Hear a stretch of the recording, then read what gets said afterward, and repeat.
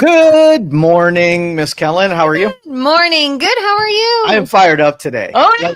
See, Joe's finally driving the train, and I love freaking driving the train. You drive the crazy train. The crazy train. So big news of the day, the Pope had passed away this morning. Yeah. And so I want to see how you feel about it, and I want to rant a little bit about it.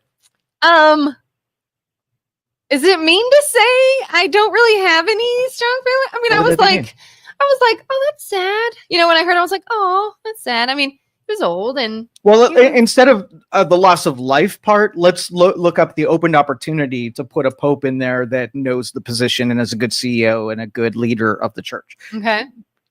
They should have retired that dude when he first got ill so that it wouldn't be, we're replacing a Pope that died. It would be replacing a Pope that couldn't fill the position anymore. So we'll pretend like they retired him like they should have and talk about how he was as a Pope. We're a big fan of him.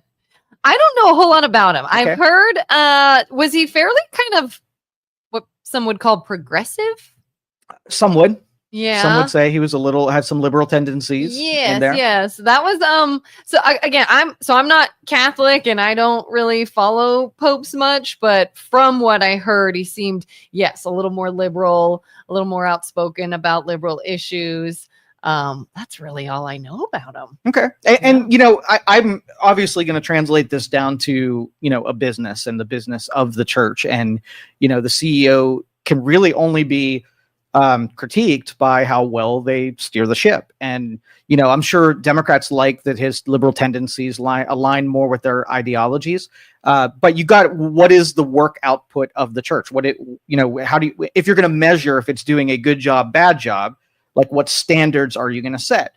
And so I would give him probably 2 out of 10 stars. Oh, right? Wow. He's got a 20%. He's definitely got a failure rate, only because I think that he didn't know the position, like almost like the CEO of Kodak, right? Mm-hmm. CEO of Kodak saw that digital cameras were making all their money in regular photography, and everybody was saying we're going to go digital, and they were really behind the curve, and they did a really poor job. They did what they wanted to do, yeah. But the overall, like, I'm a shareholder of it, and I'm like, did they make the company better by staying traditional or progressive on a certain way? They did a bad job, and I'm judging you based on your inaction or your action, depending on if it makes the company better or not. So the church, especially the Catholic Church, was decimated. Like when you're living in sort of like end times, everything's vice, everything's sin. This is like the Super Bowl for the church. If you had a competent leader, that leader could create a revival only by pointing out, right, what we're going to do to bring the church back into the town square and bring the church back into the community again. Didn't do that. He just went and serviced the woke ideologies and made everybody hate him as far as a leader goes. I don't even know if you would know anything about this, but I probably coincidentally have heard about people sort of, I don't know if I want to say giving up on, but not happy with the church, the people who I know who are Catholic lately. Mm-hmm. Does that have anything to do with that, or is that just coincidentally that might have just been their own church personal... has a laundry list of marketing and PR nightmares. If they were a company and all the the standards that they're held to and the mistakes they made and the role they played in society, like, I can judge them very harshly as missteps that they've taken over the years. So I look at the leaders to look at the organization as a whole and address where you've gone wrong and bounce back from it and market your way into acceptance. You've got a lot of critics and you're just giving them ammunition. So it would almost be like, we know we're in a lot of trouble, right? We have the whole group of people that will support us, billions and billions of people. And I want to secure the foundation of support that I have within my own community and my own congregation. So I'm either going to do one of two things. I'm going to take the majority of those people and I'm going to make their views, their faith and everything more concrete, or I'm going to alienate half of my foundational members of that. They chose that one. And it was like I said, I mean, I don't disagree that the church is allowed to experiment any way they want to go as far as how they implement the Word of God and the Bible and all of the teachings and ideology. but I don't necessarily think from a marketing standpoint that was a wise choice. And maybe he wanted to be a martyr and, you know, go in a direction and be reviled for, or revered for his like, was this maybe courage, his version of like leaving the 99 to go after the one? Yeah, right. And I don't, again, that's fine, right? But the church as a whole needs to make foundational connections between what it is that they're doing and get support from the masses. And it didn't have that support. And so it took a step back. So I just think that this, you know, being that he retired, that they have a chance to bring someone who will look at the church as a whole and give it a rebirth and give it a chance to have some effectiveness. If the overall product is, it goes out in the society and it makes society better and it underscores some basic 10 principles that most of us can actually agree with. So do you have any specifics as to something you would be like, here's what you did and here's what you should have done? It would be, I would say, the most an honest pope, someone who can say, look, we did some stupid shit. We had an incredible amount of power and wealth, and we squandered it on the institution instead of the action, right? And so, you know, in our area, the Catholic Church had a lot of influence. They bought up a lot of property. They had a lot of money to wield. And so you should, if a company has that much power, you should feel them on every baseball field, at every charity dinner. If you want to make them part of the square, they got to be everywhere. So what were they doing? They were amassing more power and more wealth, but doing it at the expense of the institution rather than flourishing the institution. That's what I disagree with. So that's what I would do is I would make the Catholic Church, I would reinvent what it is that they stand for. Because if you ask normal people, they don't even freaking know. So that's bad marketing if you don't even know what the church is all about. Yeah. I mean, I'll be honest, the only time I've ever really attended a Catholic mass was probably a family member was getting baptized or getting married or something of that nature. Yeah. Well, okay, so you got three things here. So the outgoing product, the product of the church is sort of like inspiring in a certain direction, right? Influencing would be a better word. So the Bible is an influencer, the church is an influencer, the Constitution is an influencer. It's meant so that you have something that you can read and refer to and be reminded of to remind you what you should be doing, and then you take action out into the deal. So if you're not in front of me, I can read the thing and know what it is that I should be doing based on what you're presenting. I read the Constitution. I know what the founding fathers, had in mind. I know what I should be doing and what my contribution. I don't have to have someone explain it to me. The referring documents will influence me into what it means to be, part of the American experiment. Right? Church needs to do the same thing. So if you don't know if I can't read the documents and know what you're about, if you just like your mission statement, if your evidence, like if you ask the typical person, hey, you're not a Catholic, but what's the Catholic Church do in your community? Right? Mm-hmm. What are they all about? And I can only go back and say, well, what do they do in my community? Where they have a public face of the community. And what would you say? Where do you see the Catholic Church? Maybe like a spaghetti dinner or something, or a little kind of street festival, something. Street festival. Baptisms they buy properties, maybe feed the poor, right? Do they around here? I don't know. They may. I don't. They don't do it very publicly, but I'm sure that they do it. But your marketing has to know what you do, and are you just a charitable organization? So you might be doing the things, right? Yeah. But if it's an inspiring or influential document, what do you are you influencing other people to give to the poor, or do you want people just to give you money and then you give to the poor, but you don't have to actually say that's what's happening? You got to figure it out. It's a riddle. So you think maybe a church, regardless of what the religion is, almost needs to advertise what they do and market it and say, just like here's what we do. But there's two sides of it. Have a mission and know what your mission is, right? Be able to communicate whatever that mission is to the people, so everybody knows what role you play in the deal is the deal of your society and your cities and towns. And then the second thing is, just like my Kodak example, the information you're being presented with, you have to roll with it. So let me ask you this question.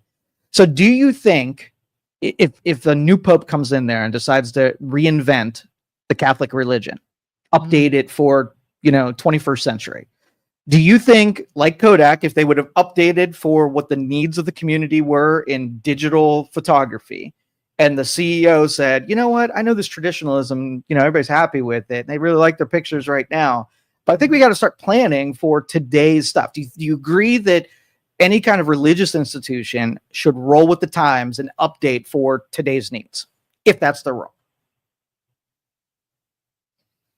I feel like to an extent. Okay. Yes. I feel like if you've got sort of this basis that for whatever reason over time becomes no longer relevant, you may start to lose interest. You may start to thin out, become smaller, become a little less popular because you're not sort of reaching anyone who is of today's mindset. At the same time, there's also a very big desire, I think, for a lot of people to remain traditional and sort of old school and be like, hey, this happened. This is what we believed. That doesn't become untrue simply because time changed, And so I feel like they would almost need a really great combination of these are hard set, cornerstones but maybe here's how we'll present it to apply to you. Well, why do you think then that if you update it to the needs of today, that you have to change the tradition of the message? No, yeah, I don't think you have to change what it is. Maybe just how you relate it to them. Okay. Maybe. So one of my favorite books did this. Like they had an original 1902 version, and they made a 1990 version, and they took a lot of the nouns and verbs that it wouldn't have resonated. So one of the examples was, capitalism was able to move tea leaves from China with 4 cents, and you can have it delivered on your breakfast table. And they referenced a lot of stuff that people don't even do. They don't have a breakfast table, and they don't drink tea for breakfast. And the cost of it was so off from today's cost that it made no sense. So they updated it, and they used a product that you would bring to your breakfast table at a cost that you would relate to. And when I thought of it, I thought the original story was awesome because I connected it in with the traditions of what it used to be. And I took exception to it, or at least paid acknowledgement to it, that, man, these were things that were being talked about 100 years ago, and it still applies today. And the message to me was a more, it wasn't a superficial message. It had some depth to it. And so if you remove that whole time jump, then I would have never had that epiphany, and I would have lost a little bit of the meaning for me. So I wanted to read both, where I knew that the traditional side still needed to exist so I could get my depth out of it. And I also had, some appreciation that if you updated it, maybe someone who wouldn't have read into the depth at least got influenced by it enough that the messaging actually resonates. So do I keep tradition because I like it, only knowing that the next generation is going to be alienated by the depth that they're not consuming? Or am I willing to give up some of the public facing things to address the people that would actually be consuming it? I don't need the consumption. I don't need you to go out there and pay homage to something that doesn't exist anymore. Almost like what we're doing here. There's a whole traditional group that will only listen to content that's blaring on the terrestrial radio, right? Mm-hmm. In the future, there's going to be broadcast and podcast on the internet, right? Mm-hmm. So there's going to be certain people like, I'm not listening to that hocus pocus podcast stuff. But if the messaging is giving people the ability to talk outwardly to the public, right? Mission accomplished by doing it this way. Mm-hmm. I can still do radio. I don't hate radio. I'm not, opposed to it. Both can exist at the same time without feeling like I alienate the people who don't want to change. Yeah. And I feel like there's a lot of different resources now, whether it's in church or different versions of the Bible you can buy. Like I know I have one because I started reading the Bible this year. I've never read it before. And it's one of those like break it down every day so it's not overwhelming. And it's the tradition. It's what it says. It's what happened. And then there's a little expert of, okay, so how can we apply this today? What do we see in our lives that we see this today? So if that right there, if the Catholic Church, who is traditions heavy, power heavy, money heavy, took what you just said, which is come off of it, take a fair assessment of where we're at. And if we want to be an influential body that makes the world better, right? We get way better at knowing what our mission is, changing so that the strategies work in today, right? Mm-hmm. And that you communicate to the public so they know who it is you are. And that's really it. That's my 3-step process. If I'm the Pope, that's what I'm looking for. So what do you think the one that we just lost was doing more He of? retired, by the way. He didn't. When he passed away? No, he didn't pass away. He retired. We are in the hypothetical that they retired him. Okay. And so he's retired. I was like, are we in denial? We talked about when he retired. Yes. What would you say was not happening that should have been? Zero. A complete mystery of this last decade that this guy was so in there's there. like nothing to like report. I don't really have criticisms, and I don't really know what he did. I only know that's the point. Yeah, like he was, if I were to be influenced by the Catholic Church, he made a couple of very progressive statements that went towards the, to what you said, like the lost sheep, the 1%. And that's really it. Like, that is the only thing that was catered to. And I know there has to have been more to it.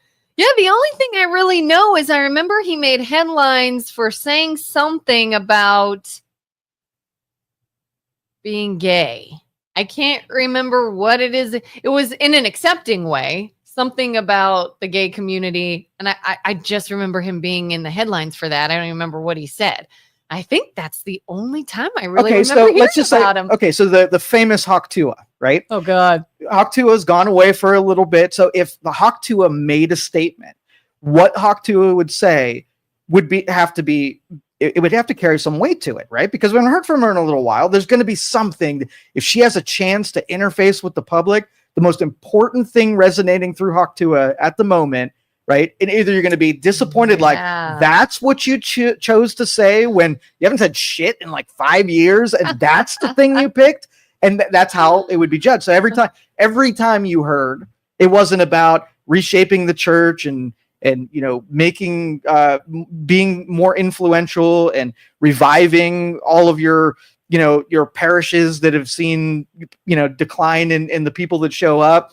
None of that. So you got an interface moment with the public, and how do you squander it? Like you take the weirdest, and I don't even care if you take that angle, right? But that's the one you chose when you had everybody's attention. That's what's kind of disappointing. Yeah, it's interesting. I feel like over the last year, and it could just be coincidentally what I'm served in my own social media algorithms.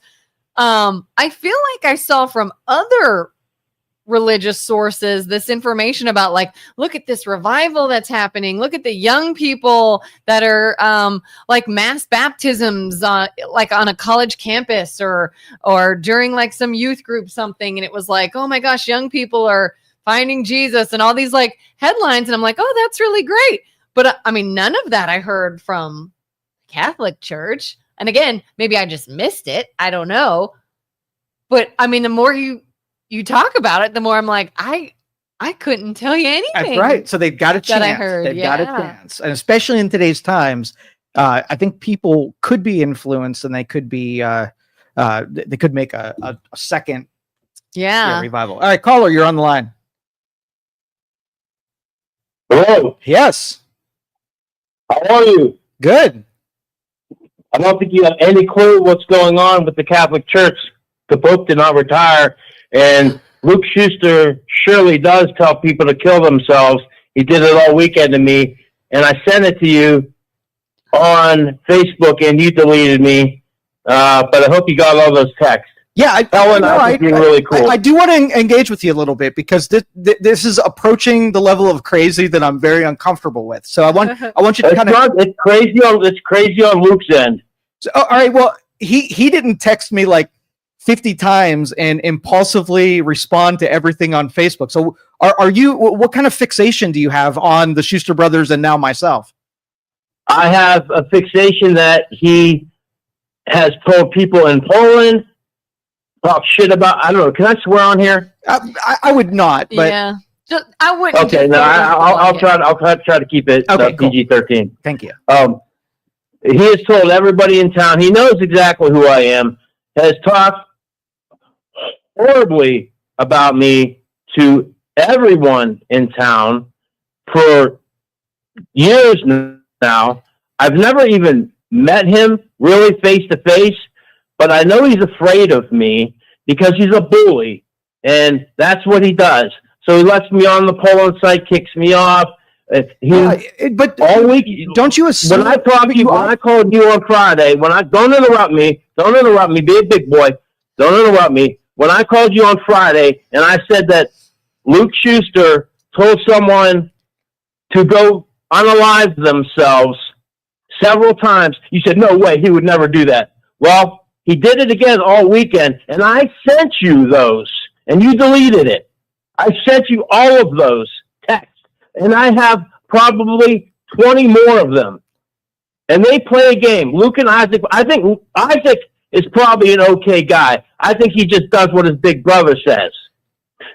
I mean, you should hear, I can send you pages full of texts over the weekend about Luke talking about he's not in debt. He owns all his cars. He had a football scholarship. All right, pause real quick. This is a two-way conversation. Now you can interrupt me. Pause real quick. So it's obvious that you guys don't get along. Why do you keep injecting yourself in the conversations? Why do you keep engaging? I keep engaging because I'm making a point, and I know that I'm probably the only one that scares them, except for his father that probably abused him. But you know, and it's funny. It's funny to beat to get to a bully. Listen, if you're gonna troll people, you gotta be more selective. I'm not trolling. Don't call me a troll, Joe. Don't call me a troll. I'm anything but a troll. No. Let me help you because I am good at trolling. I've saved people's lives in this damn town. No. Listen, you understand me? Let me help you. I've saved people's lives. Let me help you. If you're going for years, I've saved lives in this town. It's the repetition. See, if you're gonna hit with a troll, you gotta hit once and then back away and let it resonate. If the public sees it and you just repeat the same thing over and over again, it's just you compulsively hitting the same point. You gotta take it easy. You gotta get on yourself. Yeah, you may not be a troll. Well, you know what, the action is called it's called trolling. It doesn't mean we're not saying you're a troll, but what you do, the term is called trolling, and that's what we're saying is. So you would. So then you would call President Trump a troll because he does the same exact thing. Yeah, he is a troll. But if you notice when he trolls, he'll put the troll out.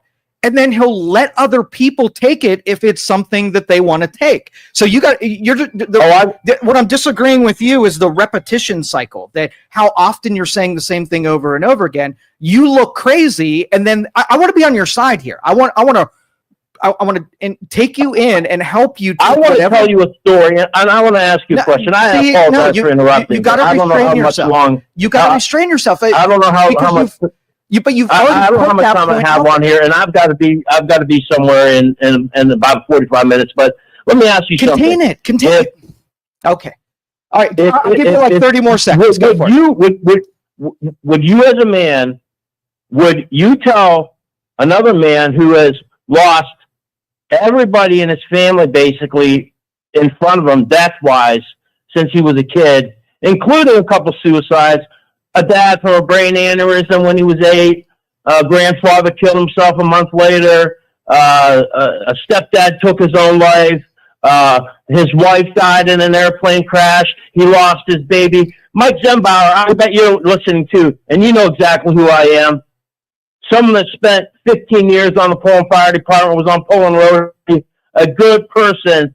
Would you tell that person to go kill themselves over and over? And see, that's what I'm saying. Like, you've made this point already. You have to let it. But you have not answered. You stood up and said, Luke would never say that. Luke would never say that. You are trying to control my reaction to it. I've already filed that away. Now I'm trying to file you away and finding out if you're a person that just comes in and stirs up stuff and then tries to make people mad and just ends getting in a repeat cycle. And that's what you're displaying here. You're not making a good point because you're not bringing up anything new.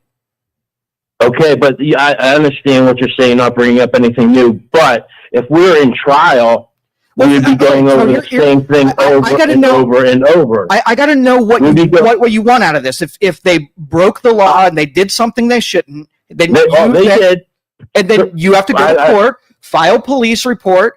Let them know that it's been done, and then let all of the stuff play out. He said he doesn't know J.R. Jackson, Sergeant Jackson from Poland. He doesn't know this person. He doesn't know that person. This is where you start losing me because I want you both to please answer a question, and then we can leave it at that. Go ahead. Do you, Joe? Is it Kelly or Kelin? Either way, it's a beautiful name. I love Kelin. That's thank you. It's Kelin. Thank you. Yeah, and when I made that comment on Friday about I don't know about looks or whatnot, I wasn't talking about you.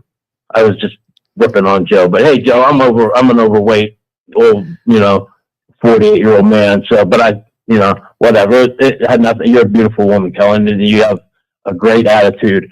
Joe, you seem okay. You seem okay as well. I think you're probably a really good guy. In fact, I think you said the other day that you were the total antithesis of Luke and Isaac, not as an extrovert. But here's my question, and then we can leave it at that. And then you can have, I'm sure Luke and Isaac are listening. They've already blocked me on Facebook again this morning and Poland and everything. But let me ask you this question. Sure. And for anybody listening, for someone that's been through what I just told you I've been through, okay? Maybe you heard part of it. I don't know how much you heard. I watched my father die in front of me. 1 minute I'm laying on his chest, watching TV, 8 years old. My brother's in the kitchen. My brother's a physician. He was in the kitchen. He was alive. My mom wasn't home. She was down in McKinley school giving an architecture lecture. My dad said, I have a horrible headache. He goes, I'll be right back. I'm going to go to the bathroom. Gets up to go to the bathroom, and we hear, boom. Now, this is in 1985. I was 8 years old. He was 36. We walked in, opened the door, and we saw him on the ground, gasping for air, turning blue, dying. No 911 at that time. So my brother went around the corner.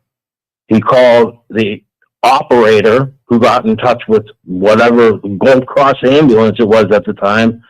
But he also called Dr. Nemo and poor, who I call Aunt Rosie, who just passed away last week. God rest her beautiful soul. They got there first and started CPR on my father.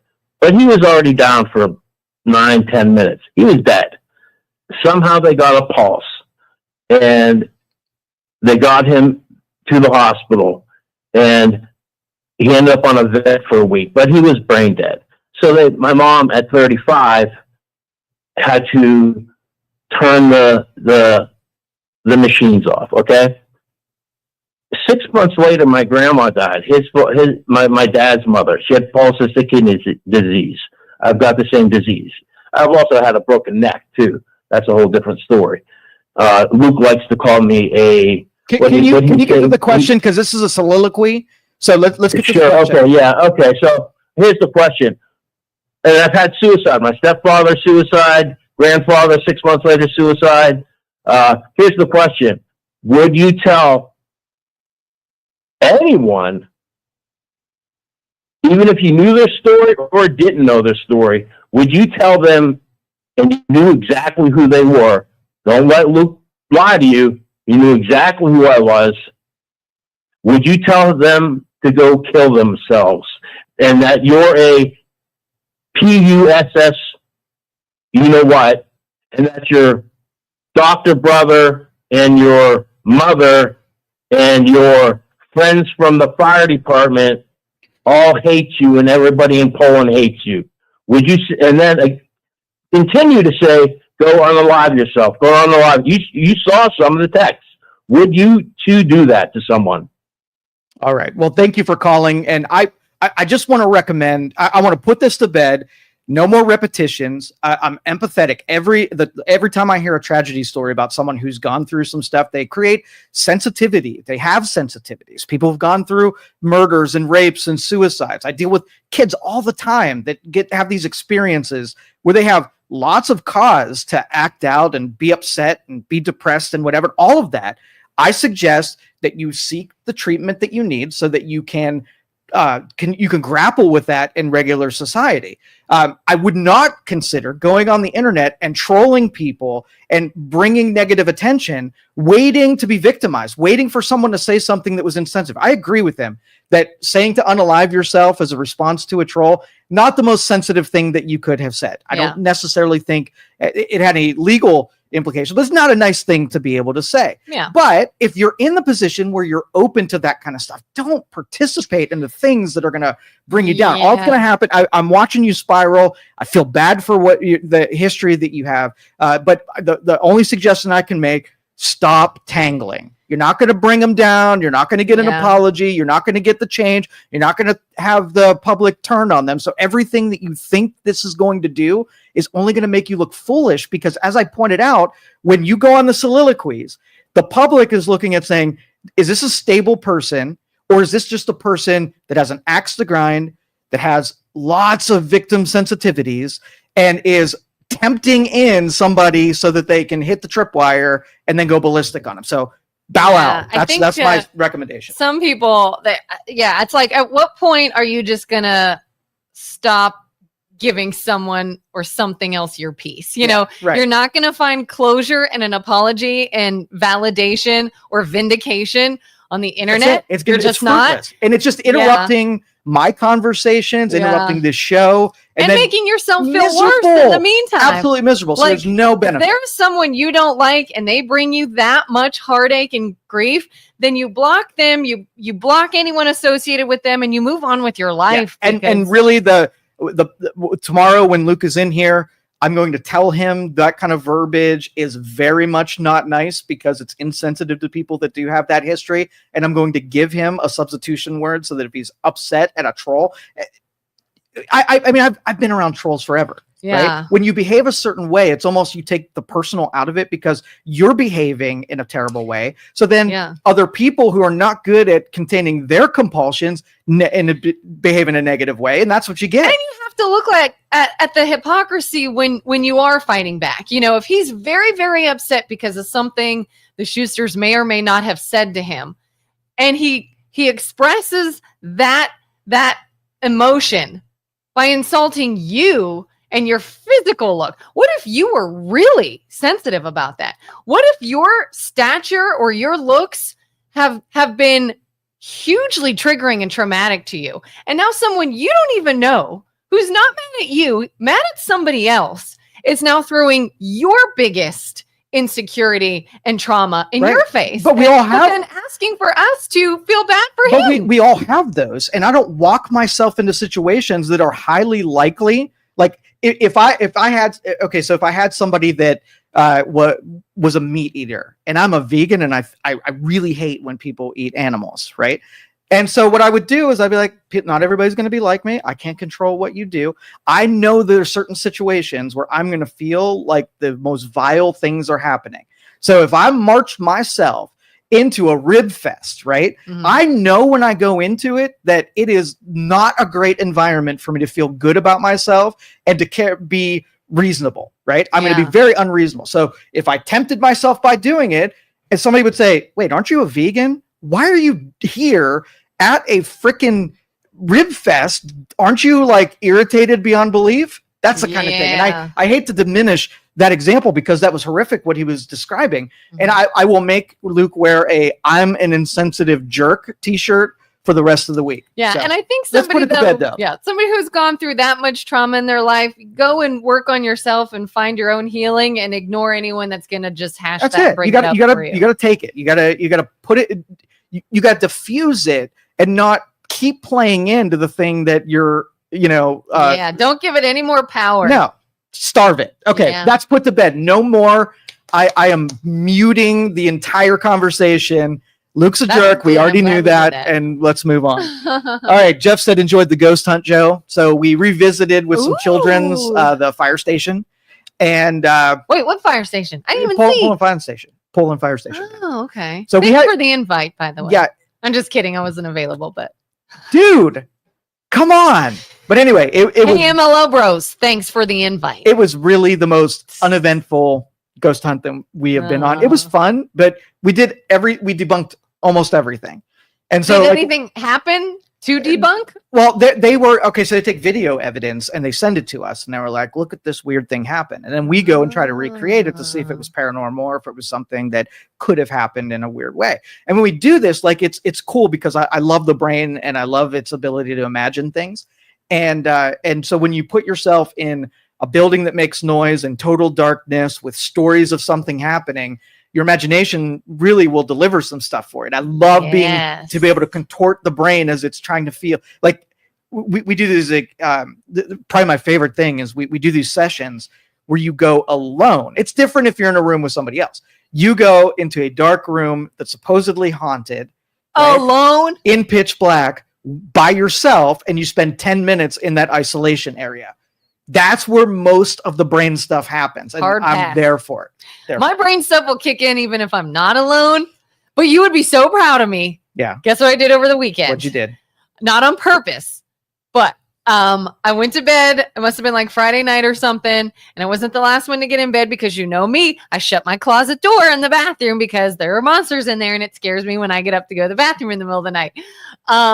My husband left it open and I got up in the middle of the night and I got to walk by this closet and the door's open. And I was like, I am not shutting this. I'm not shutting this. And I just went in and I went to the bathroom real quick and I left it open. Okay, so that's half of it. So what you should have done was get in the closet, maybe even shut the door just to prove that there's nothing in there. No, I was singing a little like Christian worship song in my head, and I was in and out. That was a level of bravery. I will tell you that you've gotten baby steps.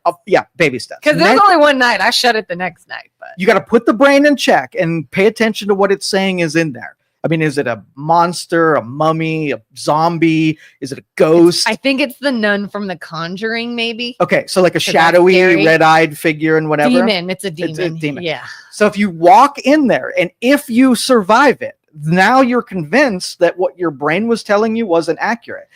What if I don't survive it? Statistically, there really is a demon in there. Besides movies, how many people have walked into a closet and got taken through a portal to a different dimension, only be tortured by demonic souls?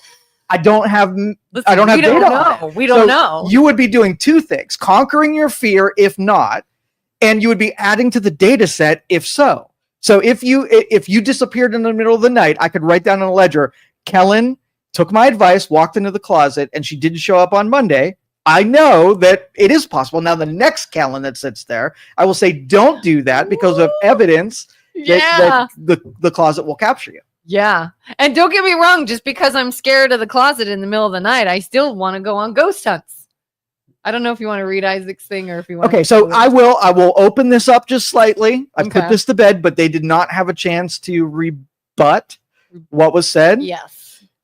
Just to be 100% clear, I've never talked to this person. Every time he messages me from a troll account that he makes, I block him and move on. I have screenshots to prove it. He also said awful things about Luke's kids and wife before. Yeah, that's what I said. Like, obviously, this is something that is not a relationship.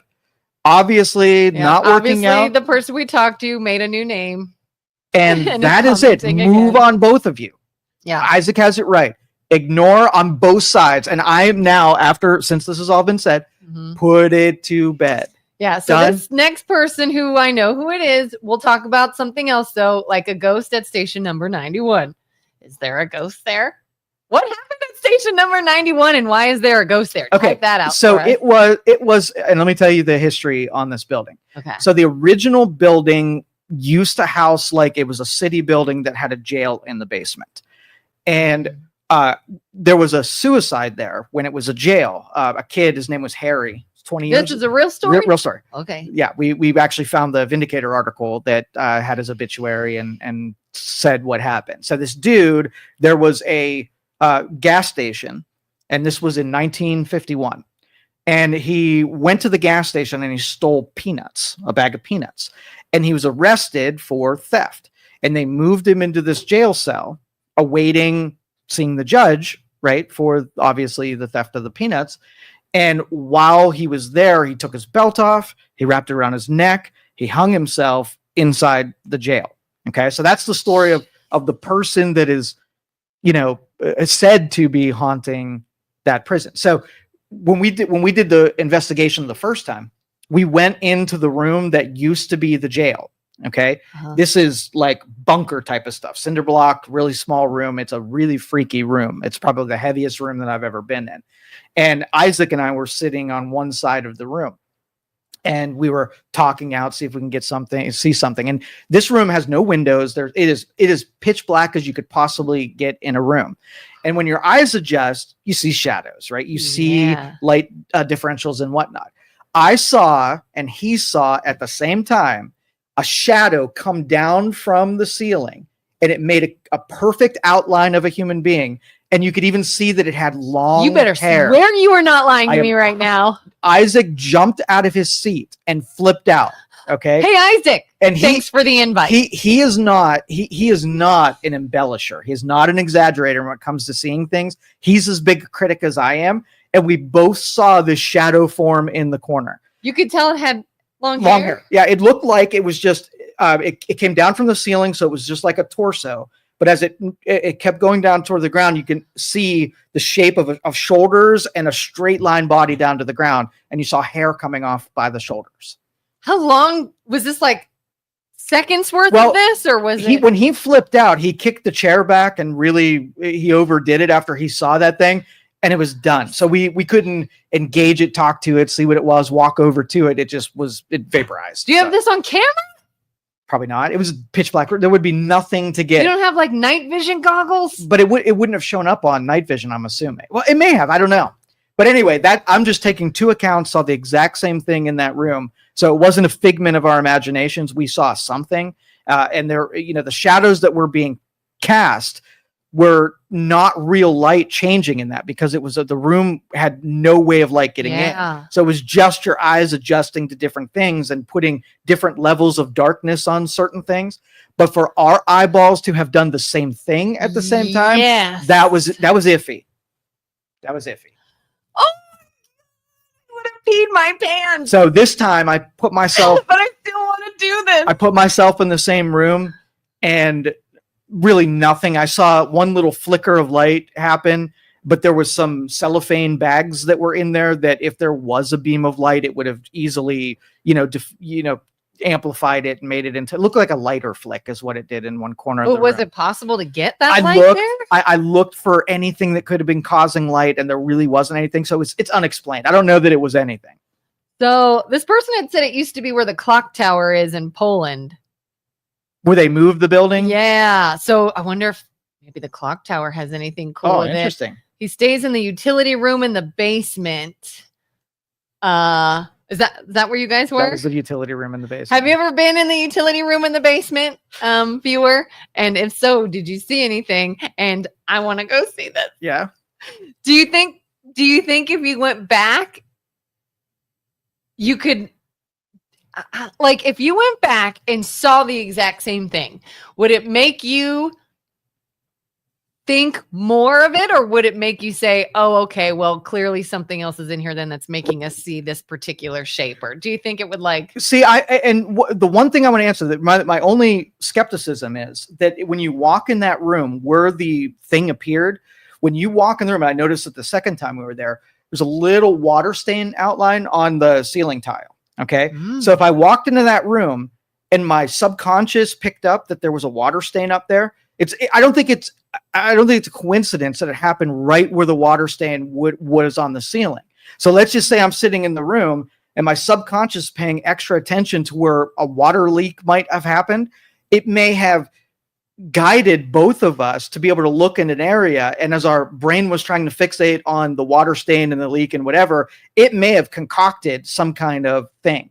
So, but I think the second time I was made aware of what it was. I made a conscious effort to look at it, investigate, and whatever. And I think that's why the subconscious didn't elevate it to something that it was wondering about, because my conscious brain started said, "Oh, it's just a water leak on a stain. I know what that is." So that's really my theory, is if I can recreate it now that I know that the water stain's there, we'll see if it's a phenomenon or not. What if you take someone that has not been in there, and you don't like have them go in and observe the room and everything and then take away the light, but you'd like, nope, you look at nothing until you're in the room and then you open your eyes and adjust. See if but they would have to I'll be that person. But they would also have to not know what I just told you. They would have to walk in and see it for themselves without me polluting their, what they're looking for thing. And then I would believe it that has a, it reveals itself. So, but it was cool. And it was probably not,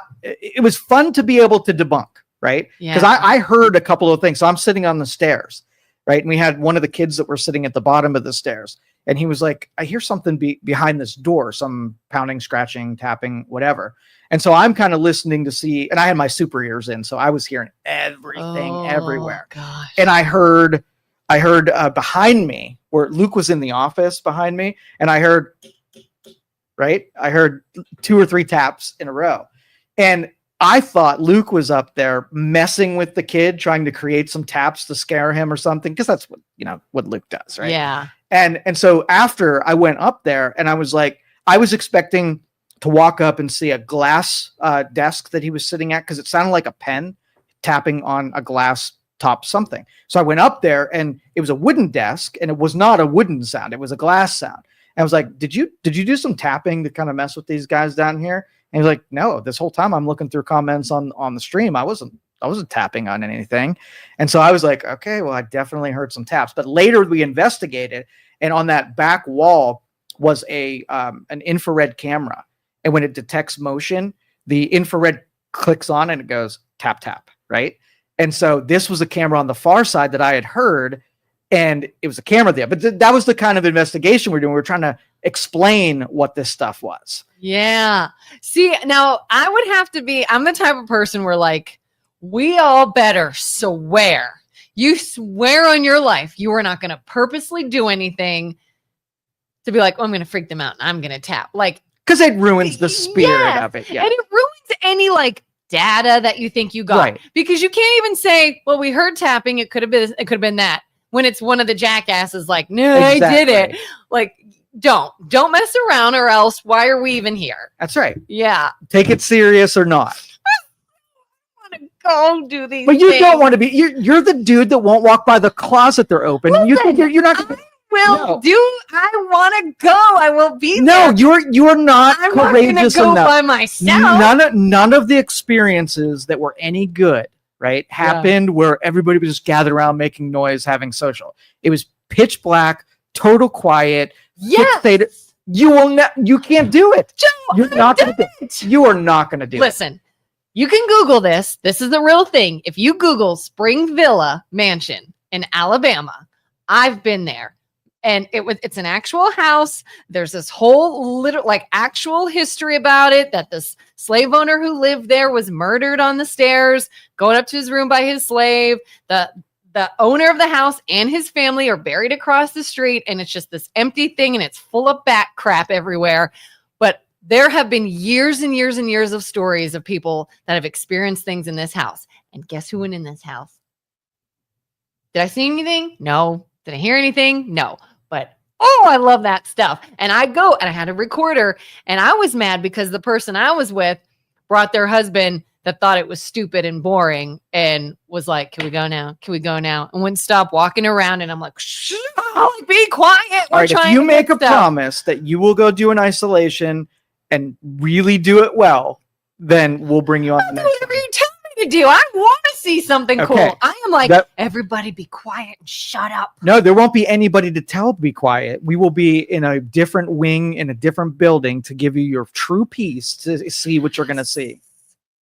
Yeah. and record it. But again, you all have to swear No, you're not going to do something I because will, then that's not because legit.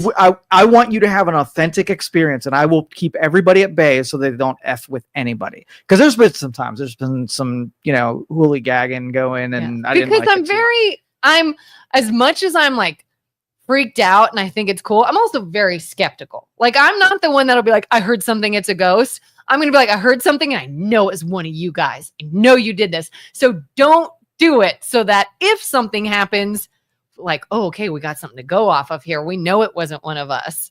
I'm afraid if it's like Luke and Isaac, if they try to scare me, I probably won't be scared. I'll be like, you just ruined the experiment. Now it's tainted. Now we don't know it's real. But they have never messed with me out of respect for that. They know I take it serious. The people who screw around at each other, that they can have all the fun that they want. But when it comes to my experience, they know that they would ruin it for me too. So we will extend. If you take it serious, I will make sure that everybody approaches you with that seriousness. All right. Next time is on you. I can't wait. Kelin, Joe, you have a beautiful day. I think you have good souls. So thank you for that. I appreciate it. Thank you for allowing us to, I'm telling you, the way to be able to talk things out, as much as they're uncomfortable, as much as they're caustic, we got to just be really better at hearing things we don't like other people saying and not feel like we have to control their ability to say and do things. I got to be able to say that somebody thinks that I'm a stupid idiot without feeling the need to make them not be able to say stuff like that. I think that's how we function best, is criticism. I heard a saying recently, and I love it, and I try to live by it, and it's, you do not have to attend every argument you are invited to. And so sometimes I'm like, we're gone. And sometimes there are instances where like, hey, let's hash this out and put it to bed. And it kind of depends. We didn't give it unlimited time, but we went and kind of hit all the stuff that had value to be able to put out there. And that's it. Mm-hmm. So what else? I started really heavy, the retirement of the Pope, and I know he did not retire. I started off the show by saying, they should have retired him. I wanted to tell him that when he says, you guys don't know anything, he didn't retire. Like, okay, well, he missed the beginning of the show when we explained why we're calling it retired. Yes, because when he got ill the first time, they should have allowed him to bow out and taken their time. Don't put an ailing Pope through the last miseries of his life in that kind of position. And then, rather than replacing a Pope that had died, they could take their time. They can really bring the CEO in. But I'm hopeful that when he did get sick, that the Cardinals and the people in charge of new placement, that they got to go and started preparing, that if that was what was going to happen, that they'd have been ready for it. So we'll see. I have a random question, just to go back to the scary topic real quick, okay. and then we can move on. Do you put any stock whatsoever in Ouija boards, or do you think? No, just every stinking time it's been somebody sitting at the table that I've had had a chance, because me too. The important part is to sit down with a bunch of people. Thank you. Thanks. Sit down with a bunch of people that you are smarter than them, and they will make mistakes to show what's really happening. Because I'm thinking that if you are a spirit or an energy that can cross planes of existence, you're probably smarter than Chris, who's 16 years old, right? And is going to make a lot of strategic mistakes in presenting that there's a ghost, right? Yeah. So, sit down with dumb people and you will see how fake it really is. I know. And they are so controversial. Everybody's like, it's just bad. It's evil. You shouldn't mess with it and all this. And I totally get that. But again, I'm a skeptic. So to me, it's like, if it's literally a game I bought at Toys R Us. So I just don't buy into the fact that I'm talking to demons on it. But you can make anything into a tool of vice. Like, it doesn't. If you take, when I was a teenager, I used to make them. Yeah. Now, if I would have told you, let's just say I take the Milton Bradley version of it, and I put some charcoal stains on it, and I roughed it up a little bit, and I came to you with the story that said this was taken from the dead hands, right, of a Satan worshiping guru, and it has all of his powers that were put into this board and handed it to you, your engagement with that tool would be off the charts. If it was a pristine that you just tore it out of the cellophane and it came right from Target, right? Yeah. Then your brain isn't wrapped up that this is an authentic tool of demonic possession. So that's why people across the board, regardless, it's more what you put into the board, and the board itself is meaningless. It's just freaking cardboard. Yeah. Right. And so if you're into it, like if we take people to a ghost hunt and they're really digging it, like I know that they're going to have experiences more than people who are just like, all right, I'll see what happens. So if they engage their brain in that tool, it's going to do more for them than most. Well, 'cause I'm saying I have one if you want me to bring it next time. Before I do that, we have to experiment on it and prove that it has Set the baseline. It's prove that it can do anything. Like if it has any utility whatsoever, then the utility won't, spring itself on us on its Super Bowl day. It'll have you, like I can pull out a phone and show you phone stuff and prove to you that this is a phone and this is its function. It doesn't need to be in perfect circumstance. Like I can talk to you if me and my phone are standing next to you, and you'd be like, come on, like you don't need the phone right there. It could be you're sitting right here. Yeah. So yeah, it has to have some actual utility, and I don't believe it does. Okay. How do you debunk the rocking chair? Okay, so here's what we did with the rocking chair. I got my stopwatch. So I need to know what that is. I don't even know. All right, so they sent me a video of a rocking chair where the guy came around the corner, looked down, and a rocking chair rocked for 20 seconds on its own without stopping.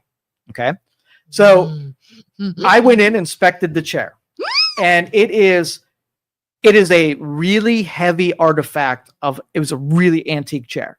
And it is a perfectly balanced chair that has one flat spot on the rocking mechanism. So it rocks and then it hits that flat spot and it rocks back further, right?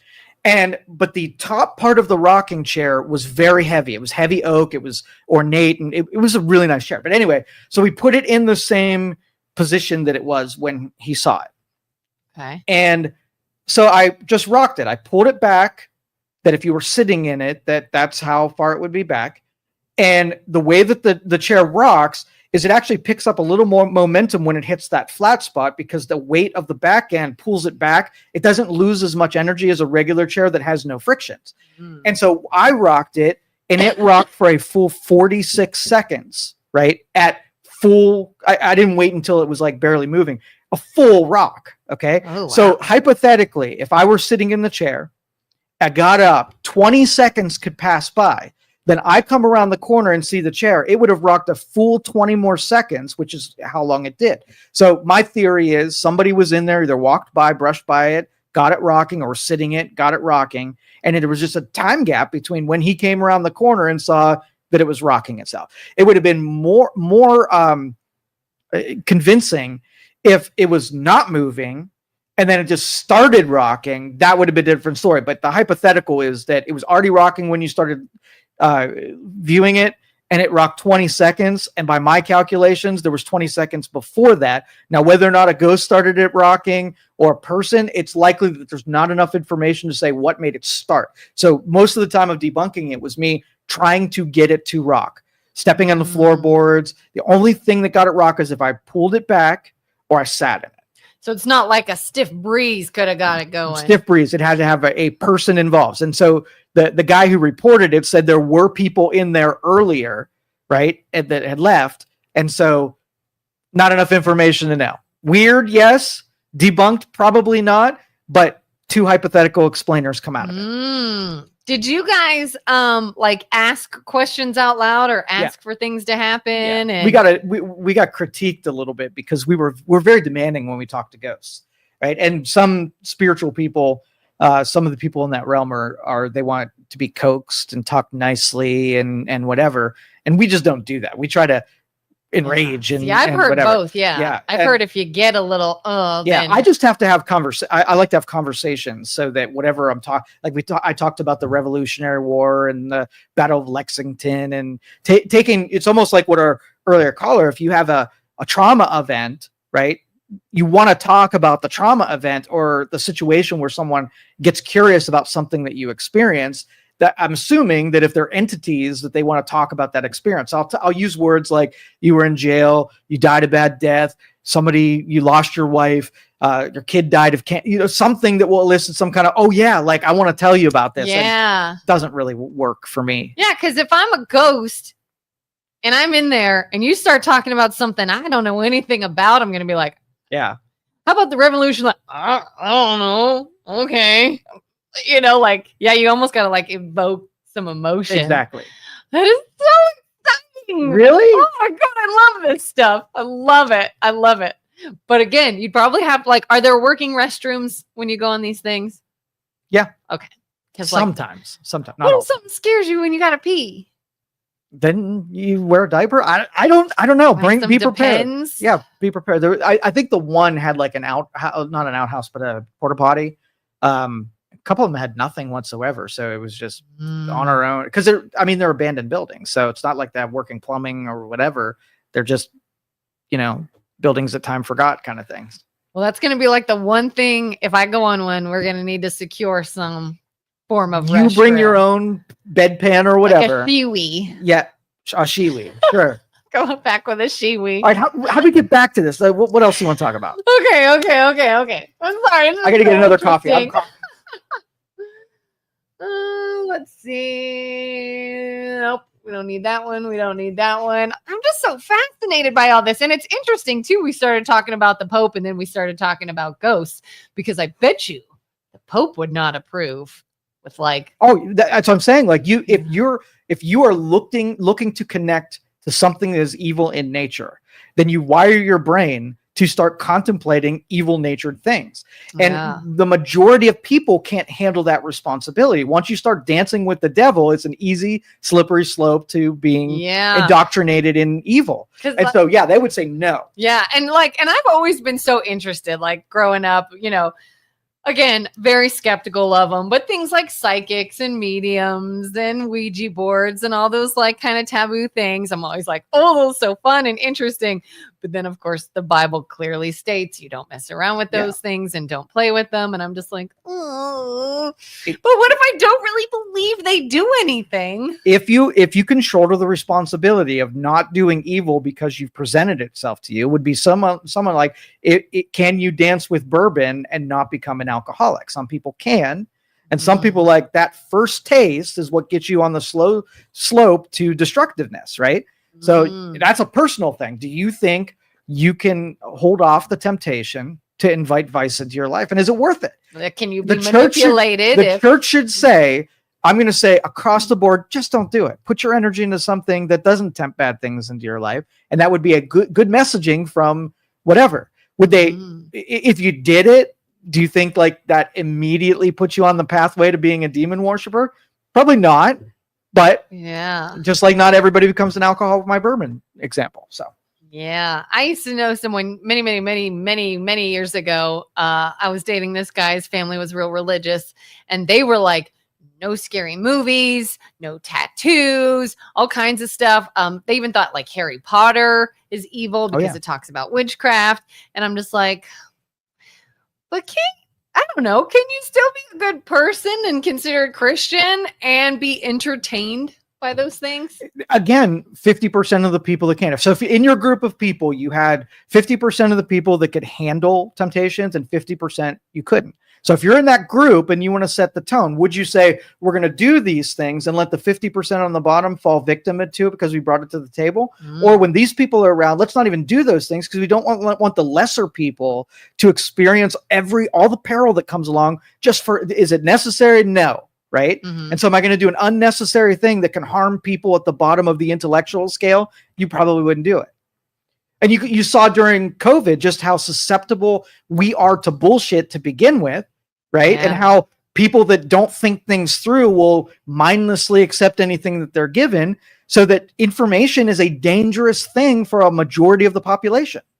Have you ever experienced anything that, like, at the time you wholeheartedly were like, that just happened? Like, it was inexplicable. It was intense, amazing, like almost supernatural, and then later you go back and you're like, well, okay, it could have been. So let me tell you this. For the first portion of my life, I was very, very open to energy and all of those experiences and all those phenomenons, right? All of that stuff visited me. I made it a conscious effort that it was making me so miserable and so distracting and getting in the way in so many. I closed myself off to those things. So I have a very intimate relationship with, if you are open to it and you delve into it, what will visit you. And it is not I'm going to need some specifics. Yeah. Like, what do you mean? Like, what was visiting you and what were you open to? And so everything was disruptive. Everything was meant to either flash into my mind or hit me in the senses to let me know that something was there, to scare me, to wake me up. Something supernatural? Yes. Oh yeah. I have a ton of supernatural experience. In fact, my wife, knowing the history and how miserable I was, cannot believe that I'll get close to ghost hunts to invite that kind of stuff back in. Do you believe in that stuff? I figured you would sort of say, oh, it's all science. These are other realms of energy that I'm just sort of intuitively. Being that I got to firsthand experience, it happened. It was not a figment. And so having a scientific explanation as to what that thing is, like I doubted with. I wanted to have an understanding. And the more I was wondering and curious what it actually was, the more it visited me. And I wasn't getting any new data. It was just disruptive and making me miserable. So I was like, I don't effing care anymore. I don't want to know. So I have general broad theories. You want my theories, by the way? And I kind of want like an example of one of these instances. There's a ton of them. So it started when I was probably 12 years old. I would get visuals. I'd walk by a dark room and I would see things, lights in rooms, hear noises like feet. You're telling me to go into my closet and things are in there? Nothing has ever touched me. Nothing has ever spoken to me. It's everything that I've ever seen have been all visuals. And how do you know it wasn't your imagination? Well, there's some physical ones that happened where at the same time every night, a light and fan would kick on, and it was a dumb fan that has a switch. So I knew what it required to turn the light and the fan on. And it was always at the same time every night. And it was at a point where I was really starved of sleep. So if you want to really irritate the shit out of me, you would have done it right in the middle of my sleep schedule to disturb me. So it was things like that were meant to make me mad and disturb what I was trying to do. Do you remember what time it was? It was 3:00. It's 3:00. You would say that. Are you lying? No, it's what it was. Because that's the thing. Like they say, like 3:00 in scary movies. But the thing is, I knew that. So if you wanted to disturb me and get me thinking about something, you would do the thing at the time that I think those things happen. It was delivering to me the most disturbing scenario. So if I got afraid of someone like sitting on my bed and I had a fear, well, guess what was going to freaking happen is I was going to feel the corner of my bed lower while I'm sleeping on it. That's the kind of shit like that. Did it actually lower? I have no idea. Did it feel like, like when you're having a falling dream where it lowered? Yeah, it's probably that. But it was only that if it was the most disturbing thing that could have happened, it did. And it was revealed in a way that irritated me and made me angry. And I'll tell you, I finally got fed up and I yelled middle of the night when the fan did the thing. I said, I'm done with you. Leave me alone. Don't make any more contact. I'll leave you alone. I cannot keep doing this. And it stopped. I never had an experience on that day where I just said it out loud. The fan stopped and everything. Fans never did it again. None of the lights in dark rooms. None of it. And I've kept it up my promise. Lights in dark rooms. Yeah. You're talking about like you walk past the dark room like a closet or something. So in my basement in my house, there was an office space that had these really large windows that were open. There was no window and it was just a whatever. So you can see into the room when you're walking by. Door in the middle, 2 windows on the side. And I would walk in the basement to do laundry. And when I walked by that, I would see a light in the middle of the room. It wasn't a light being on. It was just a ball of light that was bright enough to be able to catch your attention when you're walking by. Because I didn't turn any lights on when I was doing laundry. So everything was dark. So a light in the middle of the room would have been significant. But the light never cast any light on anything. So it didn't illuminate the room. It was just a ball in the middle of the room. Okay. Did you never thought you were having an aneurysm or something? But it also was connected to footsteps that were in the basement when I wasn't there. Okay. So it would, and this one time happened, like they thought I was freaking nuts. So I had one of these deals where I walked by, there's the light. And then I went back upstairs thinking, oh, that was awful. And then I heard these big boot coming up the steps, right? The footsteps. I ran across the street because I was 13 years old. I ran across the street to my neighbor and said, there's someone in my house. So my brain's thinking someone had a flashlight in the room and the boots came up. Someone's in the house. I'm getting out of here. And so the neighbors all came over to do the search for the house, and obviously they didn't find anything. So, but again, to irritate me, to distract me or whatever, to make me afraid. What if somebody was in your house? I'll never know, but we searched it and there wasn't anybody in my house. Did it get to, I mean, like you said, there was a lot of instances. Yeah. Did you ever say, I may need evaluated? Like maybe maybe there's a tumor or something in my brain. because it was all visual things that I see, right? And it didn't happen in times where if there was no fear attached or I wasn't looking for it. It never really happened. It didn't happen in public. It just happened when I was alone, when I was in a position where I was already a little anxious about something, and it always delivered something to throw me off my game. So I know it had to be connected to a fear emotion. Now, whether or not it was, my imagination concocting it, I wanted that to be true, right? But I changed perspectives to make sure it wasn't like me seeing refracted light coming from the window or whatever, to see if it was something that really wasn't there. And in every case, it was there, right? Mm-hmm. No matter how much I tried to make it not be there again. I was trying to debunk it, you know what I mean, through the fear, and it never. Did anyone else living in your house ever have any weird things? They never talked to me about it. No, I never had anybody say besides, like I said, but I was open to it. I wanted to have an understanding of it. See, and that's, to me, like the skeptic in me would say, okay, well, you were open to it. So you sort of not made things happen, but maybe little things that maybe could have been explained in another way, you took as something that was supernatural.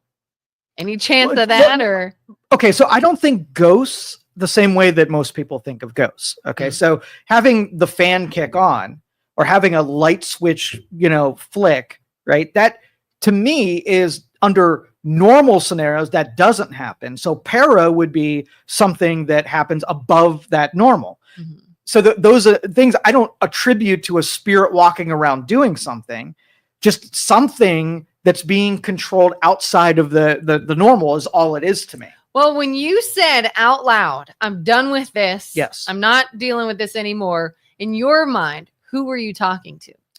Okay. This is part of my physics theory.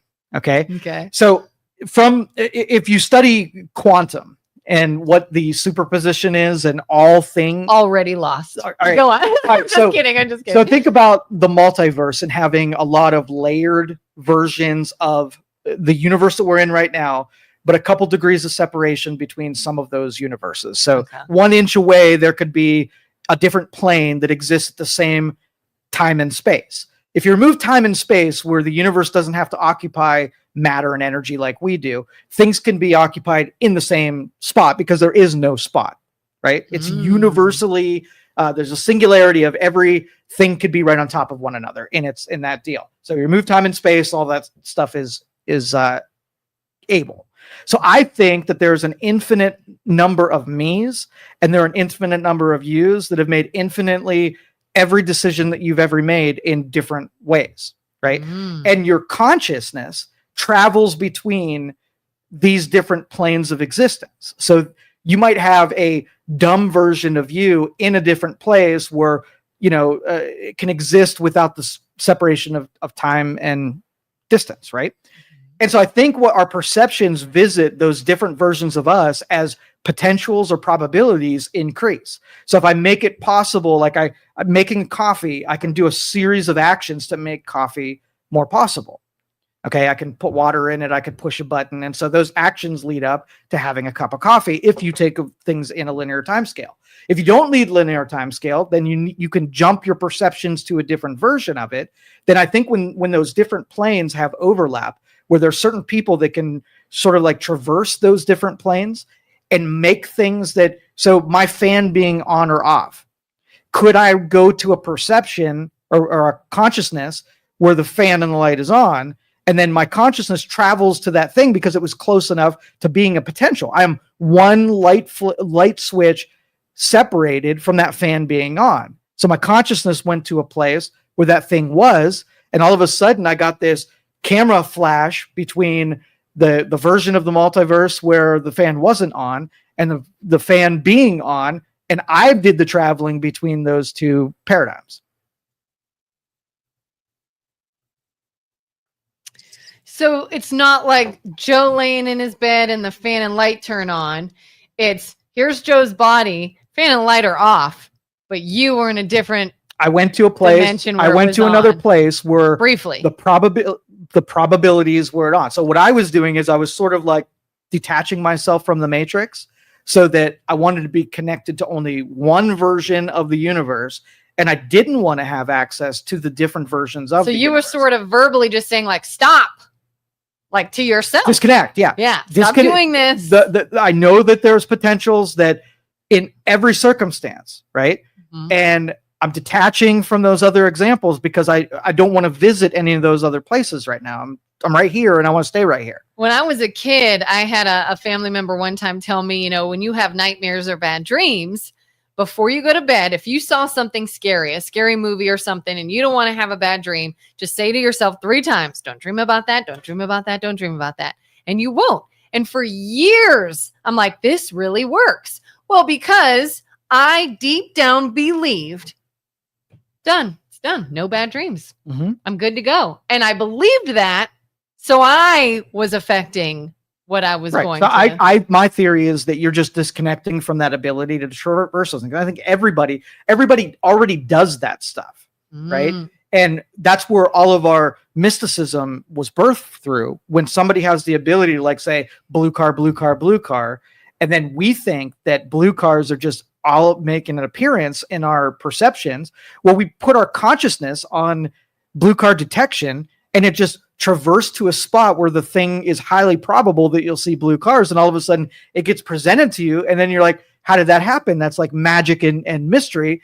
When you did that, you plugged into the multiverses that were close enough to you, and you went to the places that delivered you the exact thing that you were looking for. All the more interesting than the experience you had with Isaac. If you were by yourself and you saw this figure, you know where you are. But for someone else who doesn't have the same headspace as you to see the same thing. Yeah. So if I connected in to a thing that happened sometime in the past and I traveled where time and space is not a linear deal, could I have seen the snapshot from something that had already happened, right? And plugged in close enough to that multiverse that it revealed itself that moment, and I got to see something that had happened previous. It wasn't a ghost. It wasn't something that was real, right? But it happened in a version like Schrodinger's cat, right? Yeah. At the moment of measurement, the quantum state breaks down and it reveals the thing. So all you got to do is set the stage for a measurement to happen. Me looking at the water stain to look in an area where something has happened, and then boom, I got revealed something that happened that it was looking for. Denise says, Joe, low-level demons. I'm assuming she means that what you were seeing was demons. And Denise, you can elaborate if you want to on that. But then again, how do you come up with the breakdown, the physics theory versus just, I saw the stain on the ceiling, I saw this, I concocted something, and my imagination made something. Well, I use my imagination. Okay. And so I know how to control it and use it. And I can use it on demand. Everybody can. And so like it really would say it relies on an uncontrollable imagination. So if I sit in a room that's dark by myself, I either can control my imagination and know what everything is, or I can't control it, right? And it's just going to deliver stuff that is a shock to me that's even there. Oh, Luke is on the phone. I've been making him. Oh, sorry, Luke. Hi, this is Lucas Schuster. I'm just calling about the ghost hunt we did a couple days ago. I just want to ask what your most convincing thing that happened was. Give it to us. Oh, wait. So I want to know what yours was. Oh, Joe. he wants to know what your most convincing thing was. This is Lucas. Yeah, Lucas. All right, so this is the spawn of Luke, and so in what place? Any place that I've ever been? I think just Friday in general when we went, or Saturday. When you guys went ghost hunting this last time, what was the most convincing thing? There is one room in the basement is my most convincing, and it's not evidence based; it's feeling based on what that place is and how it feels. Yeah, And it is a place that I'm not comfortable being by myself in, right? And I don't, for sure. and I don't know why that is, but I see a chair down there, and so it's obviously set up so that somebody, if they wanted to experience it, but it's set up in a way where it feels like it's like a cell, like a containment thing. It's there to trap you because the way that the thing oriented, it's like a little labyrinth to be able to get to that spot. So you can't exit. There's no doors and windows. If something's there, you're trapped. So maybe that's not even so much a ghost, just a scary place to be. It's not a feeling comfortable room. trapped. Yeah. I mean, so when I went, I got super dizzy, super sick. I was feeling nauseous, and I normally don't get like that unless something causes that. And it was so weird. I feel like that was super unnatural for me. Was this room underground? Yeah. And unless it was the depth perception, I have no clue. Yeah, I'm wondering, like, maybe the elevation of the room or something. All right, Lucas, thank you, man. I appreciate you calling. Yep. Bye-bye. Bye. All right. So, and this is very common when you put yourself in positions like this, because we sort of have our equilibrium and our brain wiring is meant to handle things that we do and see every day, right? Uh-huh. When you put yourself in a position where you lose depth perception, you lose proximity to other things, and you put things that, heighten your senses and awareness, your brain can get on overload for it's trying to collect information. The information's not there, and you get put in these negative feedback loops. So it makes you nauseous because you don't have anything to feel depth perception off of. You don't have things far away. You don't have things have close. You're deprived of all of it. So 100% his brain was trying to collect information, made him woozy, right? So that's what I attribute that to. I'm trying to think of where I was. I cannot for the life of me remember.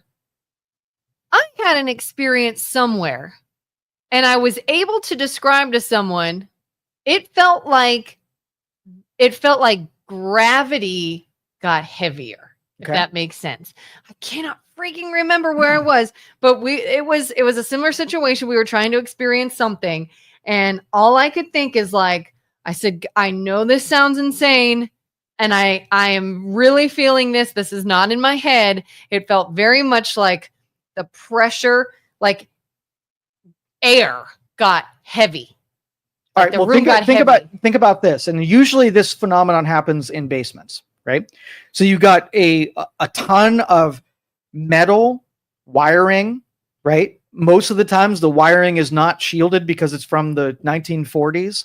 You have all your utility, you have your hot water tank, you have your heater, you have colder temperatures, you have more humidity, right? So you walk into an environment that if you structured that way on purpose somewhere, could you make someone feel unwell or weird by creating a lot of electromagnetic energy? Because that's what it basically happens. You're in a Faraday cage, but a whole Faraday cage is sending electromagnetic energy down to you, right?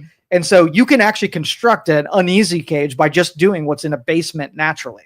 So a lot of it is just like electromagnetic. If you run an EMF meter in a basement, it'll go off like crazy because of the wiring. Because it's not intended to be a living space. So, we put things in walls and put shielding and in conduit to shield people from having all the energy, RF frequencies and energies bouncing off of us. This is so exciting. Yeah. I want to do this again. Jeff says, I live in Bardstown, Kentucky. There is a mansion in town called the Wickland Mansion. It was built in the early 1800s. Yeah. I love walking into those places. I do. Yeah. It does feel different. And I love that experience for just getting out of the comfort zone enough to light up your brain in those ways. It's one of my favorite things to do. See, this place in Spring Villa was interesting. It was called Spring Villa Mansion, but it was not a mansion by our standards, you know, but maybe back then this home would have been considered elite or larger than most, maybe. But it was, oh my gosh, it was so interesting to hear about. And the groundskeeper, I contacted him to say, hey, can we come and explore this thing? He's like, yeah, not a problem. People do this all the time. They're featured on the Discovery Channel, all kinds of stuff. And so when we went, he was like explaining some things that people hear. We were on the staircase where the owner was murdered. And again, very tight, narrow little staircase. And he even said, he was like, now across the street are the graves of the family. I don't go there. This is where I'm done. If you want to keep going, you keep going. It's across the street. You're welcome to go see the graves. I don't go over there. I am out. You guys have a good night. And I was just like, like it was just like a scary movie.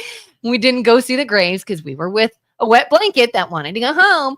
But would you go and like sit in somewhere like that where it was like a legit? We've done it. We went to the battlefields in Pennsylvania. Ooh. And they have a lot of really ancient ones that, you know, I'm a history buff. So when we go through there, as one time we were out over in Akron, this old train station that was being rehabilitated.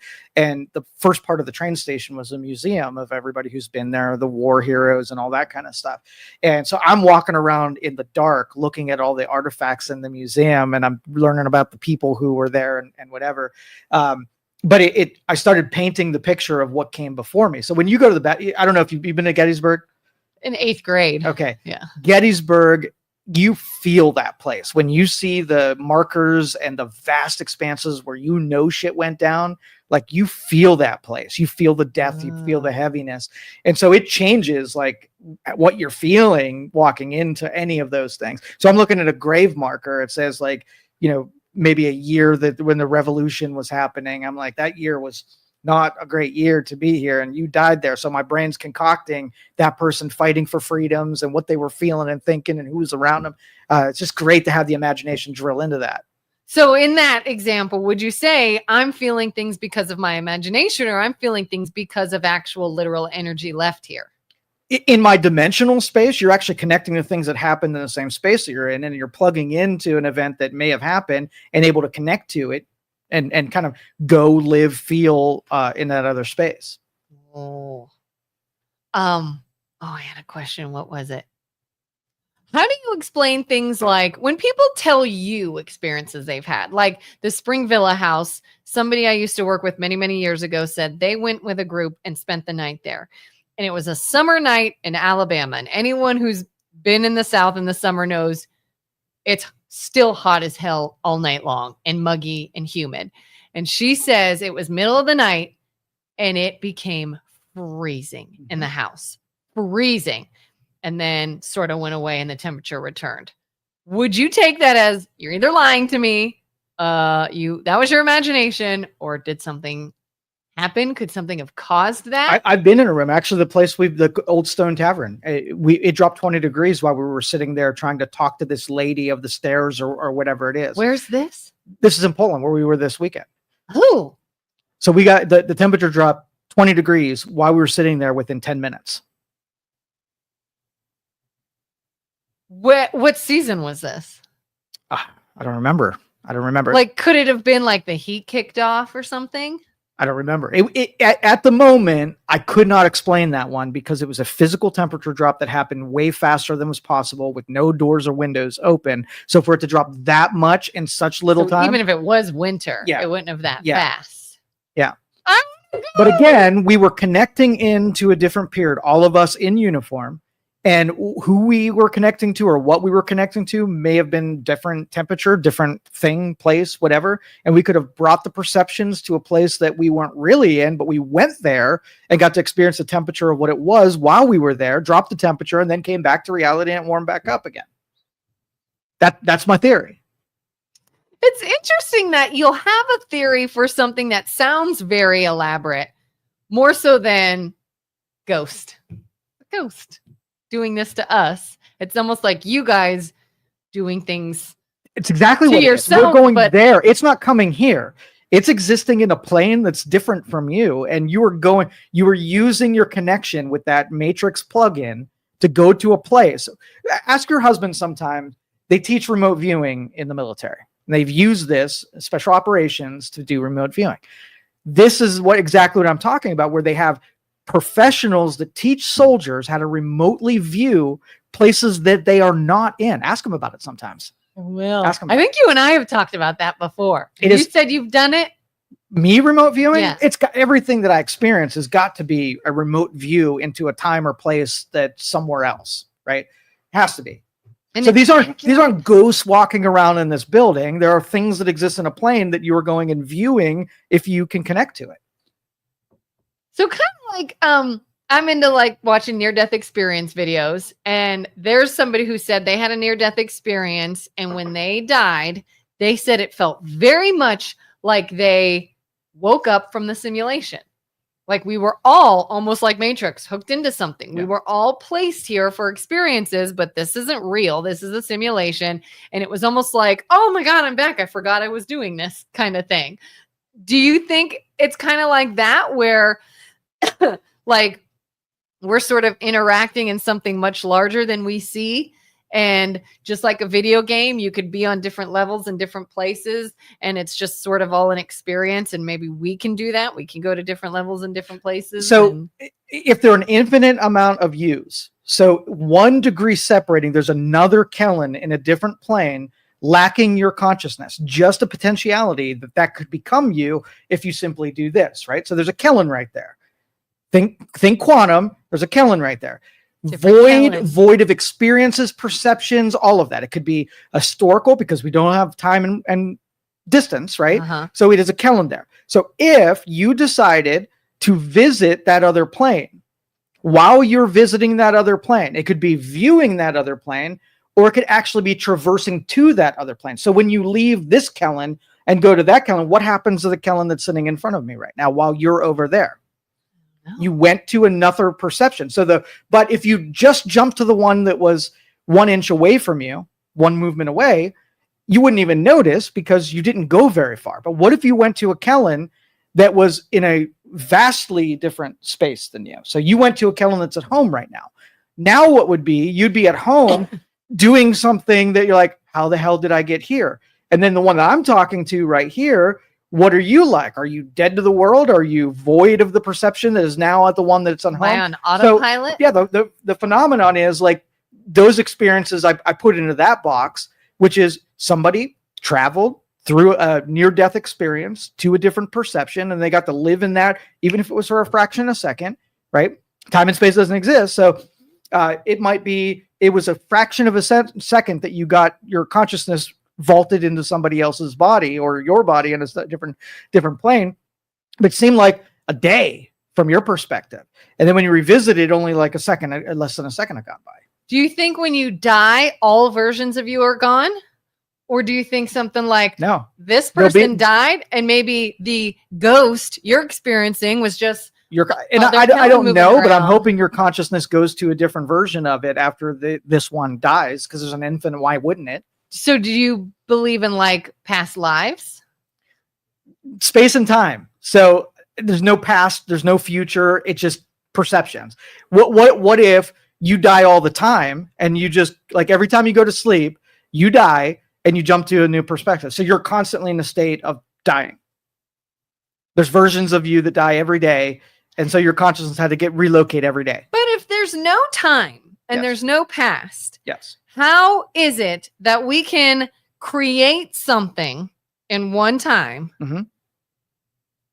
and then build on that, and then we get years into the future and we have this thing that we would not have had if back here we didn't do it?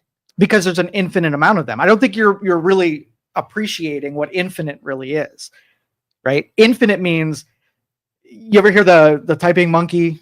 That's probably the best analogy for this.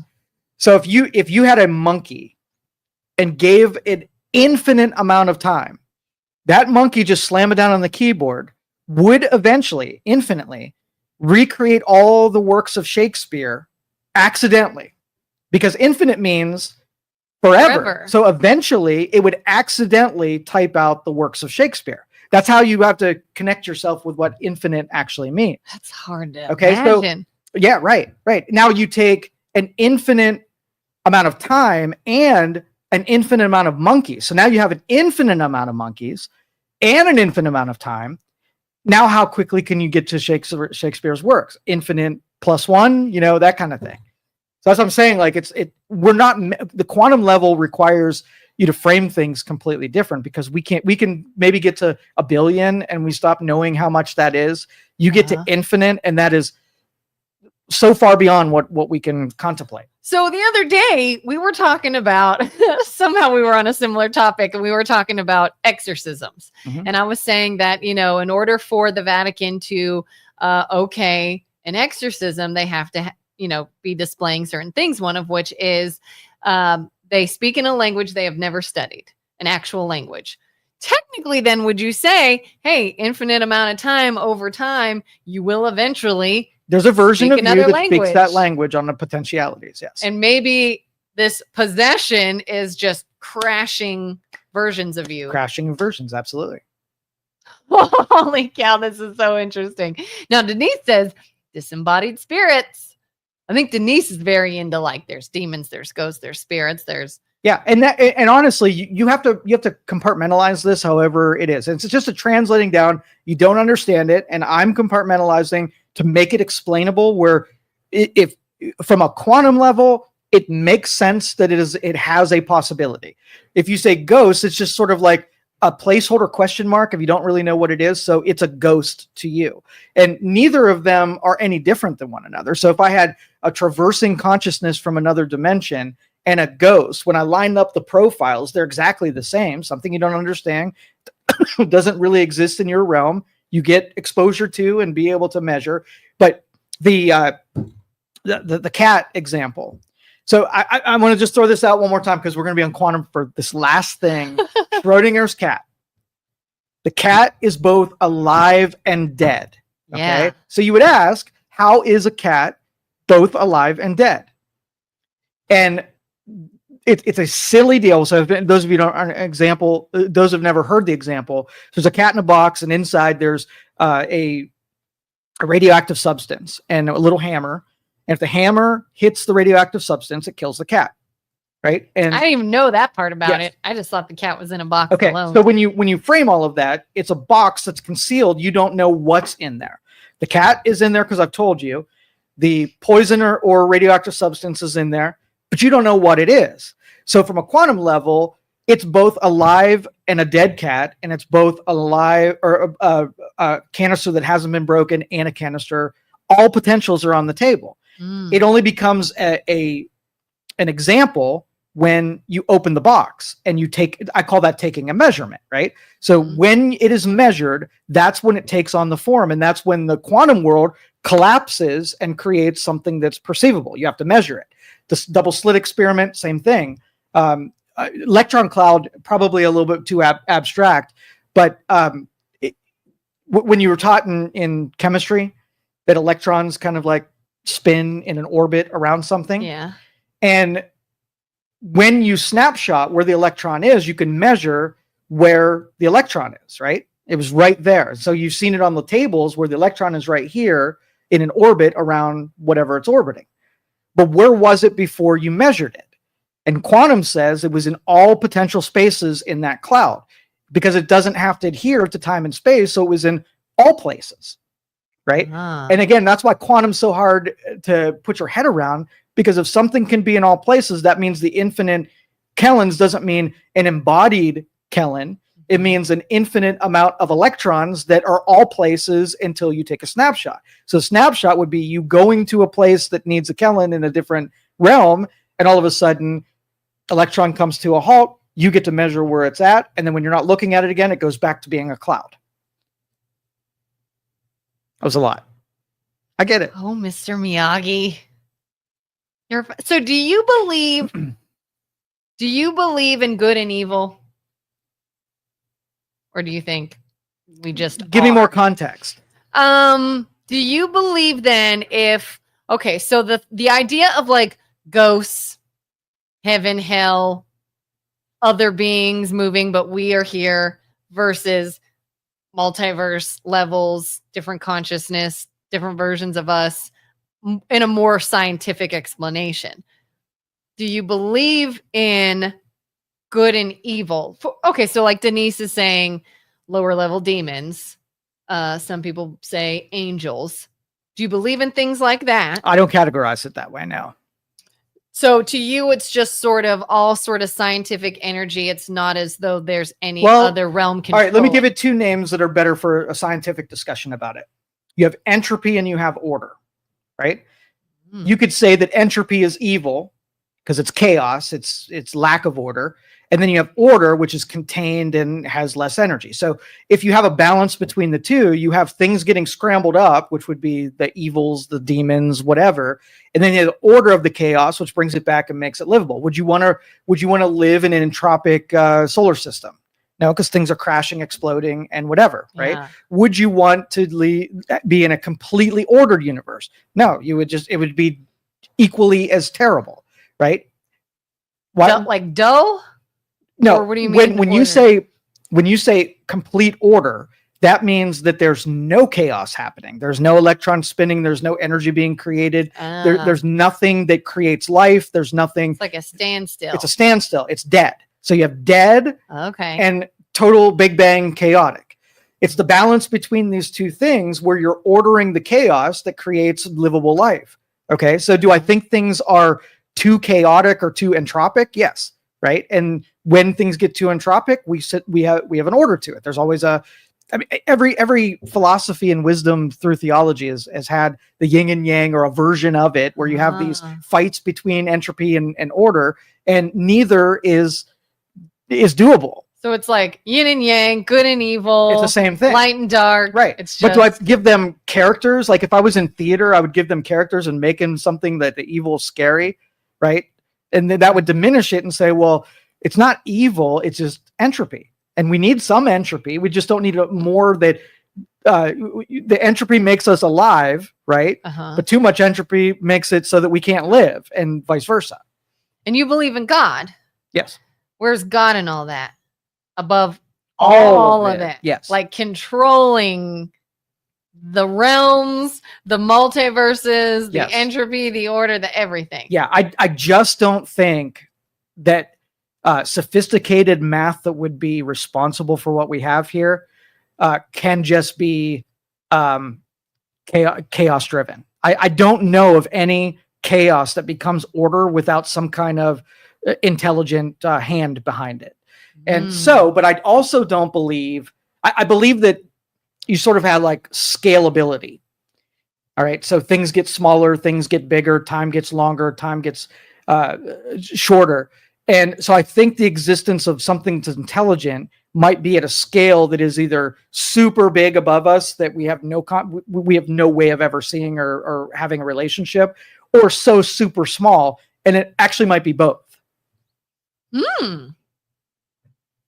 Might be both. Might be both. We look again, we're linear, right? So do you ever see like the pixel art where you just keep zooming in and it keeps revealing more pixels and it just keeps going? Well, it's on a loop, right? The way that you attribute that is that what you thought was, you only think it's zooming in because you're on a linear time scale. But what if I were to show you a frame that once you categorize as being big is now small on when it's a loop? You attributed that it was getting smaller and vice versa. So in infinite, it probably has a circle rather than a line. And so that's why I say that bigger becomes smaller and the energy of the infinite loop just keeps going forever.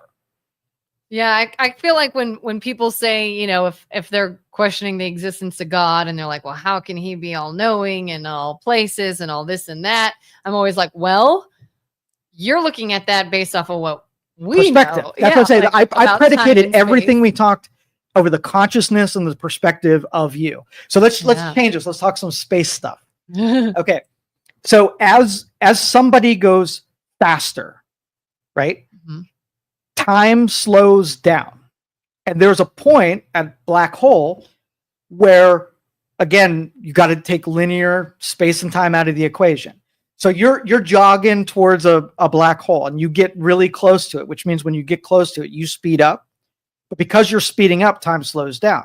So there's a point where you enter the black hole that you're going to be just separated into your atoms are just going to be spaghettied and you're going to be dead, right?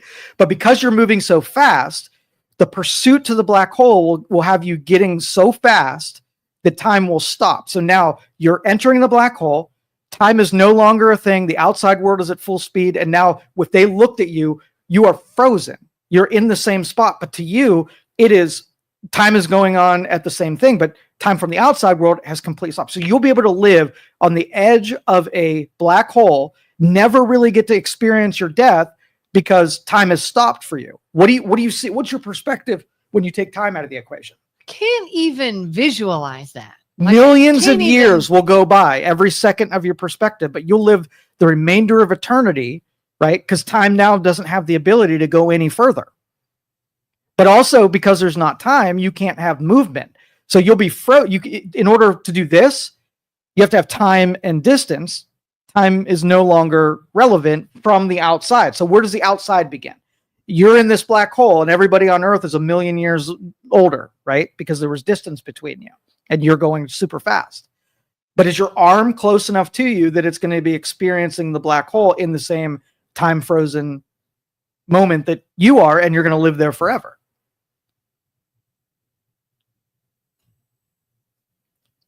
And the only point to that was that if you can take your perspective and you can warp it so that there's no baseline, there's no time is the same for everybody thing, right? Then when you're thinking about worlds that are bigger and smaller than you and multiverses, when you take time out of the equation, there's nothing to experience, right? It's devoid of what your perception and consciousness can take in anyway, so it doesn't even apply to you anymore.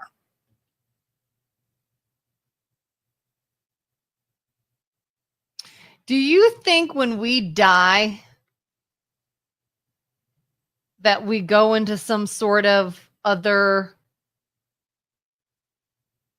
I guess, dimension or something? Or? I just think you keep moving consciousness to the other potentials. That if you can connect to it, I don't know if people don't try to connect to one of your other, selves in any of the other dimensions. I don't know if they just cease to exist. But nature tells me that your energy will not be diminished. You cannot die. You can only be birthed in something else. So I don't know. It's a good question, and I'd love to know it someday, but I don't think I'm going to know it in this consciousness.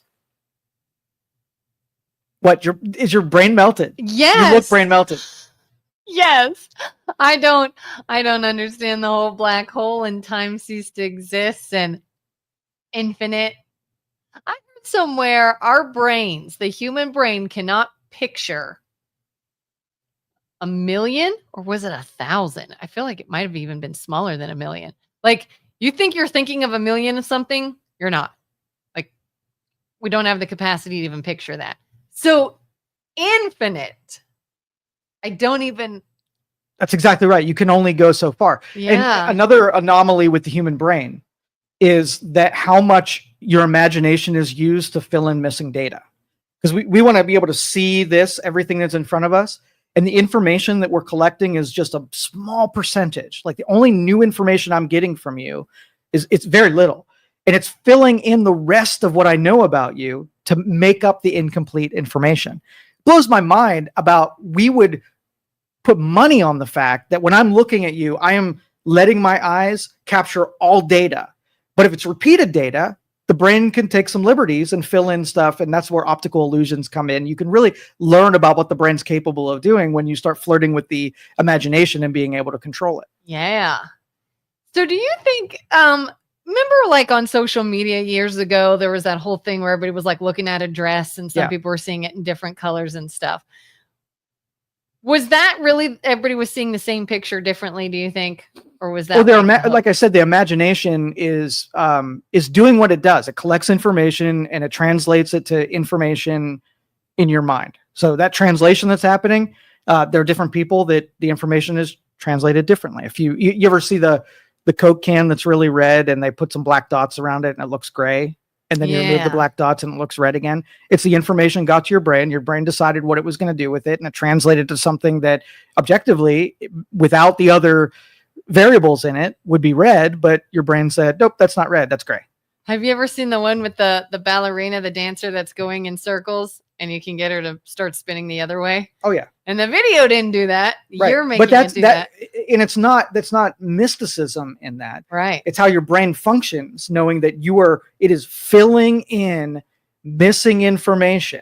So if you walk into a dark room and you think you don't have your senses, it's filling in most of the stuff anyway. So what if it took the liberties of making, long-haired spirits drop down from the ceiling? Because you wouldn't have seen it anyway. The imagination did that.